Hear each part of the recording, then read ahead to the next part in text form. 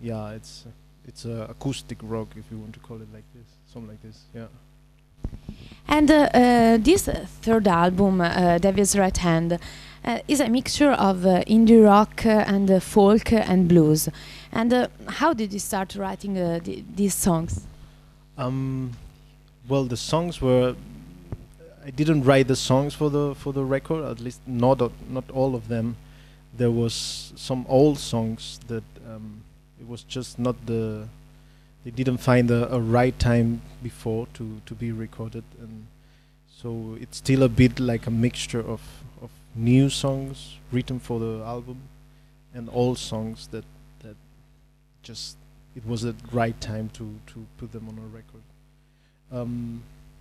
Yeah, this mixture of influences I think it's something natural for me, because I have always played a lot of different music. I have always heard a lot of different music, so I think when I write, I try not to do all the time the same song. So yeah, I think basically that's the reason of such a. I guess it's also a bit the listeners, they have more fun. You know, if you give them a lot of different things. You know, it's like I love pizza, but I cannot eat pizza every day. You know, so I think with music is a bit the same. It's, I love country and I love blues and metal and stuff, but maybe a whole record of blues would be a bit too much. And have you been influenced by someone or something particular? Well, I think I have listened in the last times a lot of old country and old blues, maybe more than rock.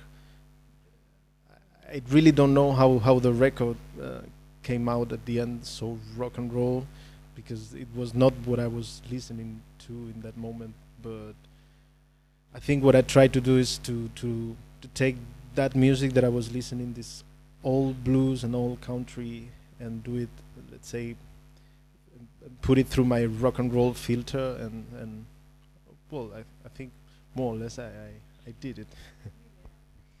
And guitar, playing, piano, and your voice. Is it a very simple way of doing music, especially in these years full of electronics and hard rocking way of doing music? Why have you chosen this kind of simple music? Well, I think it's a bit because of what you said, that in these times we are living a lot.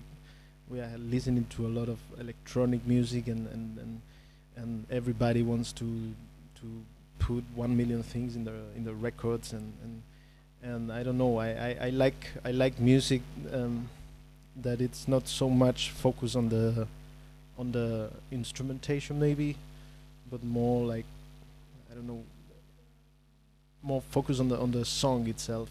So and I think it was a try to if you leave the song a bit naked, you don't need to cover it with 1 million things. If the song is good enough, with just one acoustic guitar and one piano, it works out good. So. And also, as you said, you've been influenced by past sounds, like, for example, 70s sounds, I suppose. Why and who particularly? Well, I think, yeah, when I began to play in bands and stuff, it was, I would say, the end of the 80s, beginning of the 90s. And I think that the bands I was listening to, they were influenced by 70s bands. So I have always, every time I hear a band and I like it, I try to let's say, to research a bit what do they like, and I guess, yeah, I began to listen music in this time, and all these people were listening this kind of, I don't know, Led Zeppelin, Black Sabbath and stuff like this, and yeah, at the end you come there. Then later, if you go back even more in the past, before Zeppelin and Sabbath, that you get the Stones, Beatles, and then you keep on going back, and Elvis and Jerry Lee Lewis and stuff, and at the end you come to blues and country. So I think it's all a circle, and yeah, from the 70s, I don't know. I like too many bands to yeah. I think the main ones are Led Zeppelin, Black Sabbath, Deep Purple, AC/DC, Aerosmith. Yeah. And in the song "Jesus Left Me Alone," you tell us something about your thought about God, I suppose. What's your connection with?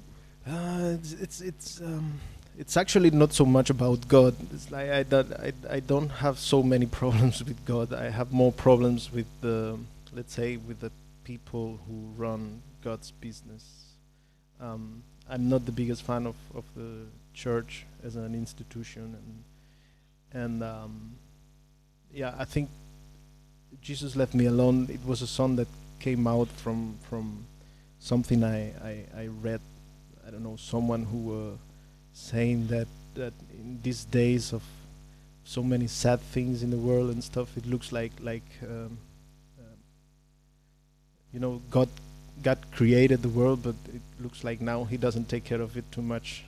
It was just something I read, and it was I tried to put it like I'm the one who's left by God, and I don't know. It was I tried to make a statement like, okay, you're the church, you're there, I'm here, I'm not. I don't want to get too involved with you.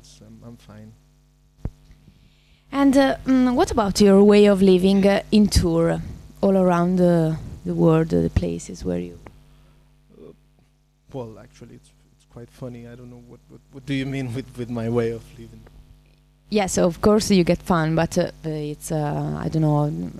Are there any difficulties, maybe? Well, playing is okay. Playing, the shows are always good, and maybe the worst part is between shows. Let's say the other 22 hours between shows. It can be sometimes boring, and it can be a lot of times you would like to be at home better than in trains or whatever. But I think this 1 or 2 hours that you spend on stage, this is it worth. Yeah, it's. I'm not the biggest fan also of live of playing live. I prefer the work in studio and stuff. But I don't know. I always have fun in the shows, especially when the people is really there listening to the songs and enjoying it. This is great, and this is why I do what I do. And is there an artist you would like to collaborate with? Wow, too many. I love. I don't know. I love many people. Living. Okay, that makes it. I don't know. I would say the some of the great ones: Tom Petty, Tom Waits, all the Toms. Steve Earle. I don't know. There are many people, and also people that maybe are they don't do the same kind of music than me, but I like what they do, and I like. I would say I like how they do it more than what they do. I don't know. I would like to do something maybe with Trent Reznor or something like this. I think they're just people that you can learn a lot from, and I think it can only be good for you to learn new things from different point of views. So thank you very much for your kindness, and let's see you next time. Thank you very much for the interview. Waits, all the Toms, Steve Earle. I don't know. There are many people. And also people that maybe are, they don't do the same kind of music than me, but I like what they do, and I like. I would say I like how they do it more than what they do. I don't know. I would like to do something maybe with Trent Reznor or something like this. I think they're just people that you can learn a lot from, and I think it can only be good for you to learn new things from from different point of views. So thank you very much for your kindness, and let's see you next time. Thank you very much for the interview.